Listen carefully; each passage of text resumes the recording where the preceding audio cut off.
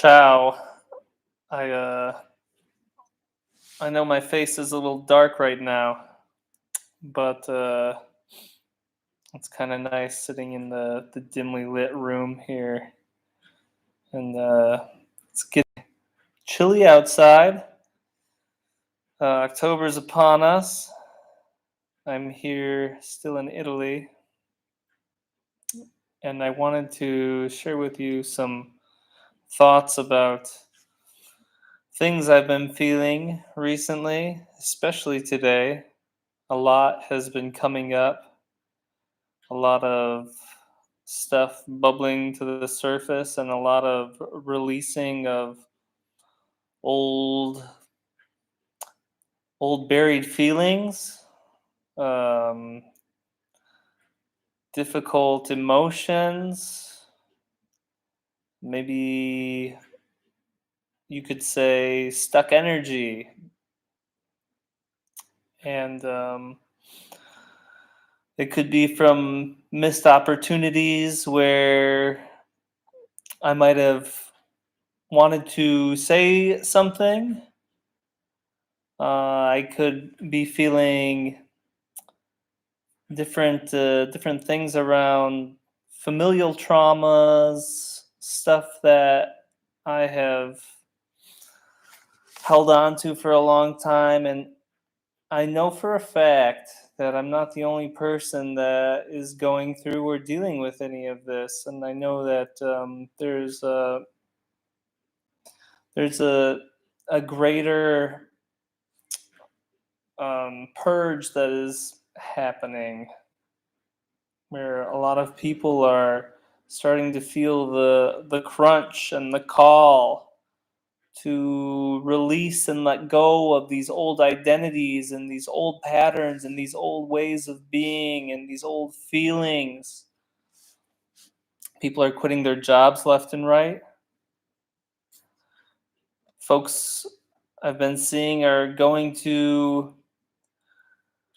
the stores. They're in the States and they're closed because nobody is working. There's a shortage of workers, and this has been the case for several months now.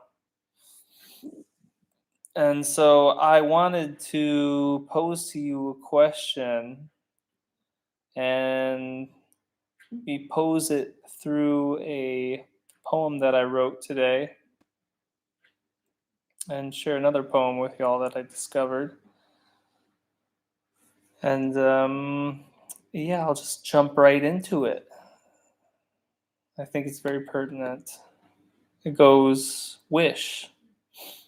I wish for you this, to hold dear to your heart all that is sacred, that touches your lips and his trust.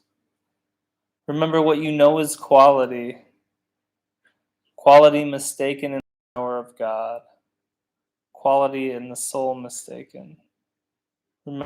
Remember what you know. What do you know? To feel and trust. To trust is to pray. And flow is the river that trust passes through. And in the evening sweltering sky, the sky dims bright, a million stars in one twilight. Or habits, because those habits, I have a feeling, are going to become less and less stable. And you're going to find less and less ground, just feeling very, just so much inside. And the only thing I could do, I had to go for a walk and sit out in the grass on this field, on this hillside. I looked out over the hillside and I was in my basketball shorts and my sandals and it was chilly. But I closed my eyes, I laid in the grass and I did some tapping, some bilateral tapping, and I fell asleep. It was cold and yet I still fell asleep. I just went so internal. And I began to feel where that was inside of me that was feeling so hurt. And I started to be present with it. And the more present I was with it, the less it hurt, the more it began to dissipate and release, and the more I was able to feel at ease and calm and comforted in my body. And for me, my understanding of this is that there are these pieces of ourselves that have been dying to be seen, to be witnessed, to be felt, and they're tugging at us. They're tugging at our heart. They're tugging at our throat. They're tugging at our tear ducts. They're saying they're just wanting to be felt. And as we move through life and we strip away these layers of distraction with the more experiences we have, the more these feelings, these pieces of ourselves that are ignored, that aren't witnessed, are exposed, and the more they are, the louder they are. Um, and I have a feeling that more and more with the pandemic, with losing so much of our current sense of what reality is. We have lived in this idea, um, these predefined borders of what is possible in life. And the more we see those borders dissolving with situations that are out of our control, and we're in so many different situations in the world.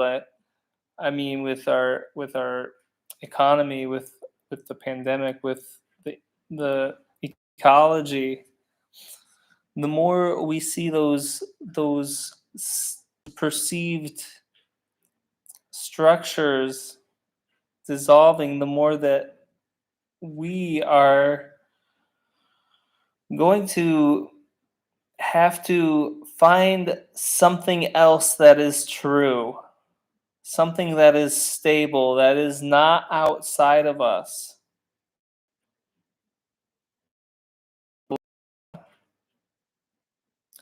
And it's interesting because I speak the language and I'm just learning it still. But the one thing I love about traveling, and the one thing I love about meeting people who I can't communicate with through language, is that I can communicate with them through my energy, through my heart. And when I am more connected inside, the more I am connected, the more stable I am inside, the greater connection I have outside of me. The more I can communicate with people without being able to speak their language. They see it in my eyes and I see it in their eyes.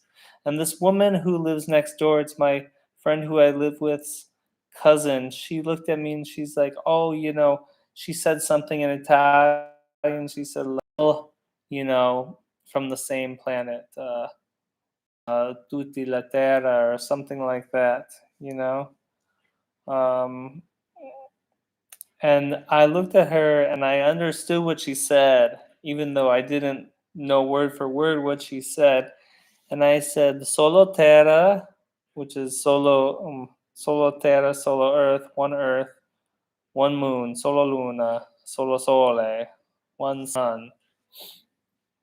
And it reminds me every time I look in the sky, I see the Big Dipper, I see all the stars.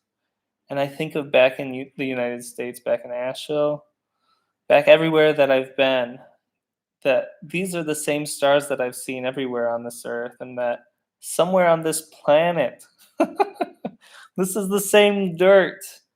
We all share this rock in outer space orbiting the sun. And when I went swimming in the ocean When I went swimming in the Mediterranean, it was the same feeling. It was, it was the mother, and not only that, but it was, on the other side of this, there's Africa. This water feeds into the Atlantic. On the other side of the Atlantic, there's everything is everything is so connected, and the more we start to go within and connect with ourselves, and the more stable stability we find, the more we are able to see ourselves, the more we are able to trust and see the world. And so for me, being in flow requires me to go within and begin to trust how I'm feeling, begin to listen to how I'm feeling, and then begin to move from that place. And for me, that is prayer. That is my spiritual connection. That's how I ground myself, um, so I can work in the world. So I'm going to leave you with another poem. This is from a guy by the name of Kabir from India. And it says, to what shore would you cross, O my heart? There is no traveler before you. There is no road. Where is the movement? Where is the rest on that shore? There is no water, no boat, no boatman is there. There is not so much as a rope to tow the boat, nor draw it. No earth, no sky, no time, no thing is there. No shore, no ford. There, there is neither body nor mind. And where is the place that shall still the thirst of the soul? You shall find naught in that emptiness. Be strong and enter into your own body, for there your foothold is firm. Consider it well, O my heart. Go not elsewhere. I hope you have a great evening,